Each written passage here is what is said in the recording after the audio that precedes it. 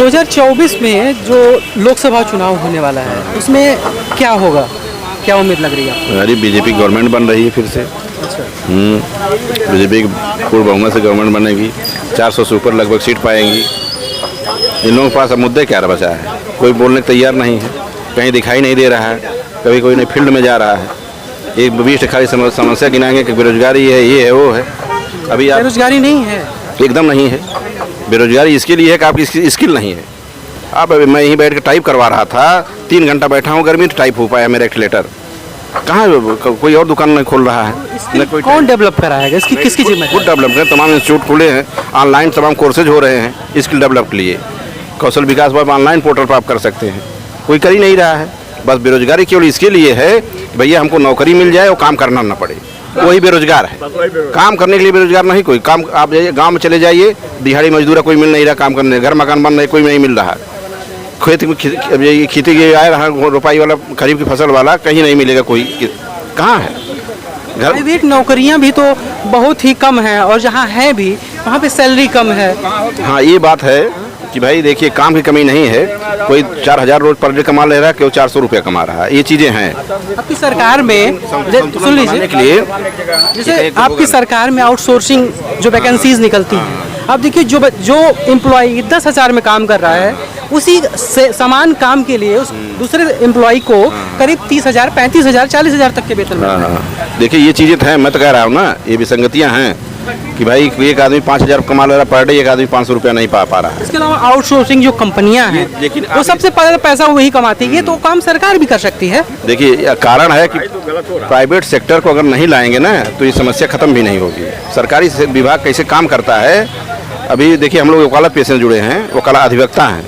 कचहरियों में ये होता था कि आप बैनामा लिखा है, एक आपत्ति लग गई, 5 साल तहसीलदार साहब को दाखिल खारिज ना करें, म्यूटेशन नहीं हो पाता था। सरकार इस बार कह दी कि 1 जुलाई से ये ख़त्म कर दीजिए प्रोसीजर पूरा, और रजिस्ट्री कराइए, 24 घंटा के अंदर आपका म्यूटेशन हो जाएगा।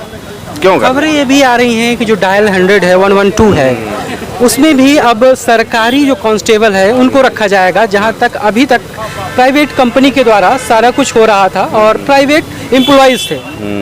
तो अगर इस तरह की चीज़ें होंगी तो क्या ये प्रभावित होगा 112?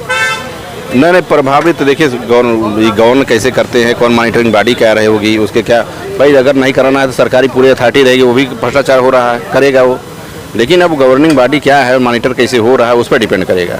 तमाम प्राइवेट सेक्टर में चले जाइए, फर्स्ट क्लास पूरी व्यवस्था मिलेगी वहाँ। अच्छा, एक चीज़ बताइए, जो ब्रिजभूषण शरण सिंह इनके ऊपर इतना बड़ा गंभीर आरोप लगा हुआ है, तो इससे सरकार की छवि धूमिल नहीं होती है? और इसके अलावा जो अजय मिश्रा टेनी है लखीमपुर, उतना बड़ा कांड हुआ, किसानों इतने किसान मारे गए, तो ये सब जो बड़े मुद्दे हैं, कहीं ना कहीं ये सरकार को घेरने का काम नहीं करेंगे, उनसे सरकार के जो वोट बैंक है उसको कम नहीं करेंगे? ना, बहुत बड़ी चीज़ नहीं है, इतना बड़ा देश है, वो छोटी मोटी ये घटना को लेकर आप उसको डिसाइड नहीं कर सकते कि पूरा वोट का वो शिफ्ट करा देगा। ये टेनी यार छोटी मोटी घटना है, क्यों? उसको बहुत बड़ी घटना है।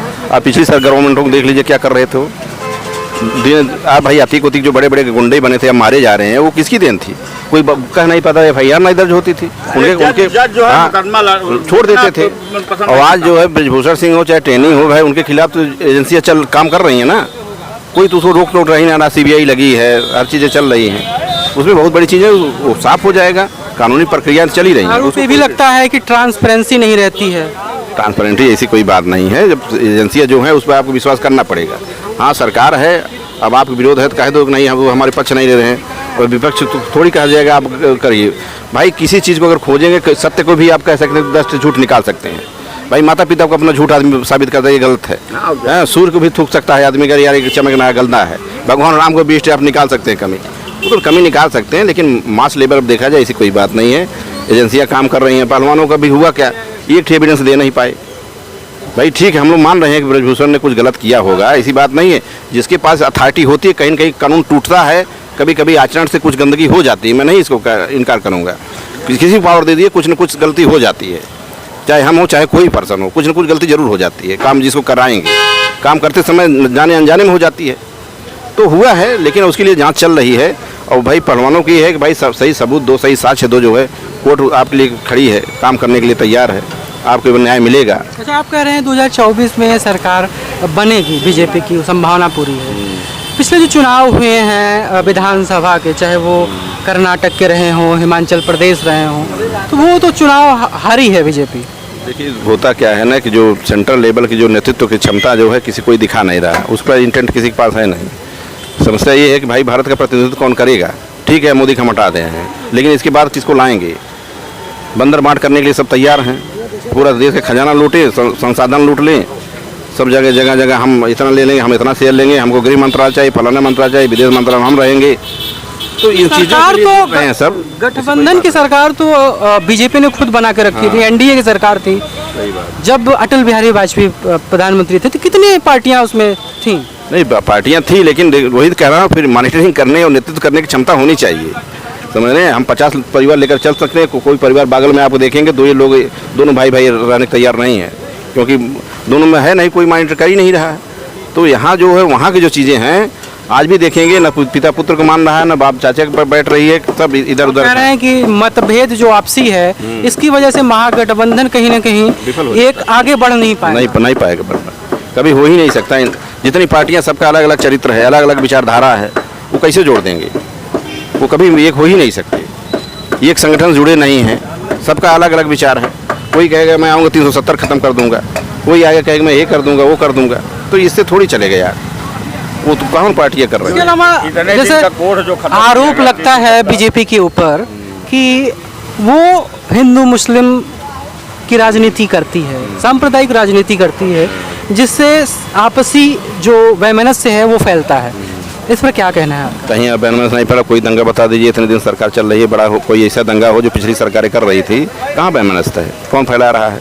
ऐसी कोई बातें नहीं है। इक्का दुक्का इतना बड़ा संसार है, हो गया कहीं, ये इतना बड़ा देश, इतनी जनसंख्या है, कहीं हो गया इस तरह से हुई छोटी मोटी राइट। कौन बड़े बड़े राइट्स हो रहे हैं? वही मुजफ्फरनगर जब होता था, अखिलेश सरकार थी, तो टेंट में सब कैंप लगा कर रखते थे, बेचारे छोड़ने के मजबूर हो जाते थे गाँव जो कि तमाम ये इस्पात मंत्री भाषण देते थे कि हम आएंगे तो लोहे के इस्पात का जो टेंट लगवाएंगे। अच्छा, एक टर्म इस समय चल रहा है पूरे देश में, लव जिहाद नाम का। तो ये लव जिहाद वाकई में एग्जिस्ट करता है या फिर सिर्फ ये एक टर्म इजाद कर दिया गया है? नहीं, वास्तव में है, एग्जिस्ट कर रहा है। हम लोग देख रहे हैं, हमारे पास तो केसेज आती हैं काफ़ी। अभी एक खुद आई है, मैं तो मेरे पास उसका फुटेज भी है, हर चीज़ है मेरे पास। अभी लेटेस्ट केस आई है, ऐसा हुआ है, होता है, हो रहा है। इसके लिए कानून बनाना चाहिए, स्ट्रिक्ट कानून हो जाए। तो ये अगर यूनिफॉर्म सिविल कोड होता तो क्या इस तरह की समस्याएं नहीं आती? नहीं, देखिए यूनिफॉर्म सिविल कोड केवल लव जिहाद थोड़ी रोक पाएगा, उसमें उससे कोई मतलब नहीं है। कैसे तो धर्म परिवर्तन का मतलब ही नहीं रह जाएगा? वो कोई नहीं, वो नहीं धर्म परिवर्तन, धर्म थोड़ी यूनिफॉर्म सिविल कोड थोड़ी कहेगा तुम धर्म में सब एक हो गए। एक नहीं हो गए, लेकिन फिर जो पर्सनल लॉज है, मुस्लिम रहेंगे, हिंदू रहेंगे, बहुत सब लोग रहेंगे। पर्सनल लॉ नहीं होंगे तो फिर वो उस पर प्रेशर नहीं डाल पाएंगे लोगों के ऊपर। प्रेशर भाई उनका, देखिए रही बात की जो यूनिफॉर्म सिविल कोड आएगा, वो ये नहीं कहेगा कि आपकी जो संप्रदाय की जो रीति रिवाज परंपरा है आप उससे हट जाइए, वो कभी नहीं कहेगा। हाँ, लेकिन ये है कि एक कानून के तहत कानूनी रूप से मान्यता नहीं दिला पाएंगे। ये नहीं कहेंगे नहीं हमको 4 शादी करना है, हम तलाक जब चाहें तब दे देंगे। ये सब चीज़ें रोकेगा उससे आने से। और जो है यूनिफॉर्म, इसी से जुड़े तमाम वीडियो सोशल मीडिया पे चल रहे हैं, जिसमें कहीं लड़की जो है मुस्लिम लड़के के साथ घूम रही है, या मुस्लिम लड़का जो है हिंदू लड़की के साथ घूम रही है। तो इस तरह की जो चीज़ें हो रही हैं, मतलब हिंदू मुस्लिम लड़की लड़का ये साथ अगर घूमते हैं तो लोग पकड़ के उनको पीट रहे हैं या उनके साथ बस सुलूकी कर रहे हैं। तो क्या ये होना चाहिए या नहीं होना चाहिए? नहीं, ये तो नहीं होना चाहिए, लेकिन ये है लड़कियां घूम रही हैं तो भाई थोड़ा सा उनको दे, ये चीज़ें दे, गार्जियन दे, कोई तो ऐसी कुछ रहे कि भाई आप ये तो इस्तेमाल गलत ढंग से ना हो, भाई कन्वर्जन के लिए इस तरह से ना हो। हाँ, दोनों फिर मोहब्बत है, वास्तव में एक दूसरे के लिए चाह रहे हैं, कोई बात नहीं है। धर्म तो हमारा ये कहता ही नहीं कि भाई किसी को आप प्रेशर करिए, लेकिन हाँ छल कपट से उनको बहला फुसला कर आप इसके लिए कि एक मिशन पे काम कर रहे हो, किसी संगठन के प्रेशर में काम कर रहे हो कि नहीं हमको हिंदुओं को जो है ज़्यादा से ज़्यादा कन्वर्ट कराना है, ये चीज़ें अगर आती है जांच पड़ताल में तो गलत है, ऐसा नहीं होना चाहिए। और घूमना करना तो उसको ये ठीक नहीं है, ठीक है करे कोई बात नहीं, भाई उसका